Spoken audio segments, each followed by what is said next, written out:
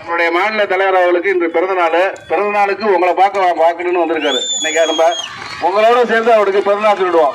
வாழ்த்து சொல்லிடுவோமா? Happy birthday, happy birthday, happy birthday. Cake வெட்டிடலாம்.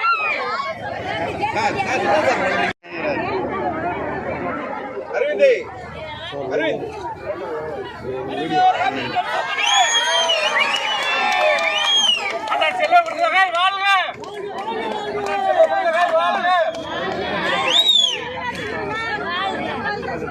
Happy birthday, happy birthday, happy birthday to அண்ணா செல்வ பெருந்தகை.